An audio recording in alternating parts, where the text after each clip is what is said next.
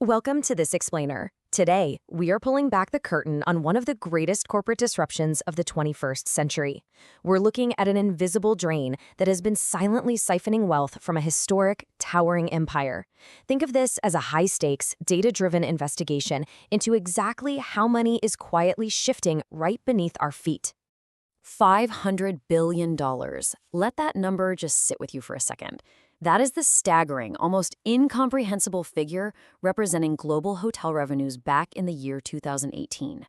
It's a massive, deeply entrenched ecosystem that, for decades, seemed entirely untouchable.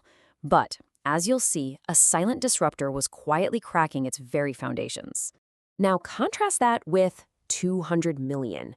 That is the number of guests who bypassed the marble front desk, ignored the bellhops, and instead stepped into an Airbnb. Spanning 191 countries, this unseen force has been operating in the shadows of the world's grandest hotels, completely changing the rules of the hospitality game from the ground up. Section 1. A 500 billion empire. Section 2. The 3 hidden metrics. To truly understand this financial bleed, we first have to learn their classified language. Let's dive into the metrics.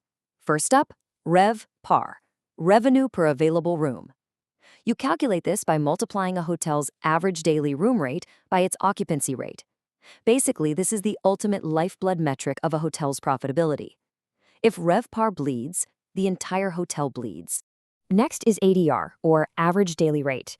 This is a measure of the average rental income per paid occupied room over a given time period. Think of it as a tracker of raw pricing power. It answers the question, how much can a hotel really command per night, before a guest simply turns around and walks away? And finally, we have OCC, the occupancy rate. It's exactly what it sounds like, the percentage of available rooms that are actually filled. This is the final piece of the puzzle, revealing exactly how full or how painfully empty the traditional empire really is on any given night. Section 3. The missing global data.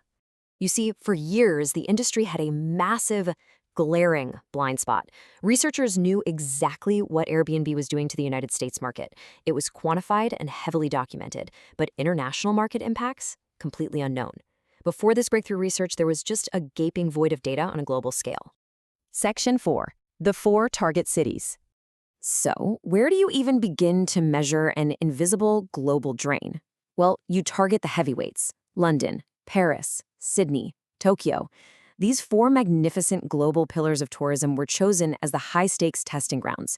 Because if the empire was truly falling, it would definitely leave a trail in the ledgers of these specific cities. And the momentum they found was absolutely unstoppable. By June 2017, Airbnb had amassed over 381,000 listings across just these 4 markets alone. And crucially, over 250,000 of those were entire homes. This wasn't just people running out a spare bedroom anymore. With inventory exploding more than 100% year over year, this was a literal tidal wave of alternative supply crashing right against traditional doors. Section 5. Quantifying the disruption. Here is the bombshell financial revelation. A 1% increase in Airbnb listings decreases hotel RevPAR by between 0.016% and 0.031% in these markets. Just let that sink in for a moment. Now, I know what you might be thinking. A drop of a fraction of a percent might sound like a statistical anomaly, right? Like a rounding error. But remember the scale of the game we're analyzing here.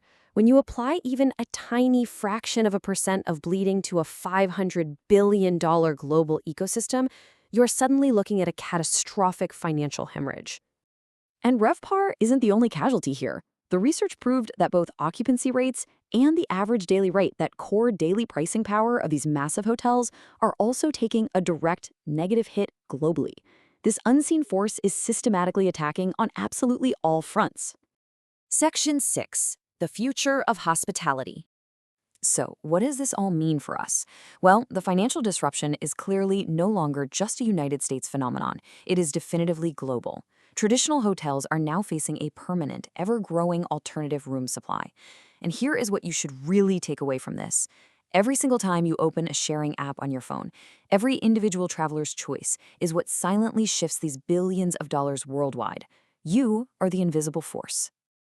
So I'll leave you with this. As the sharing economy matures and deepens its roots across the globe, can the traditional hotel empire truly adapt to this new reality?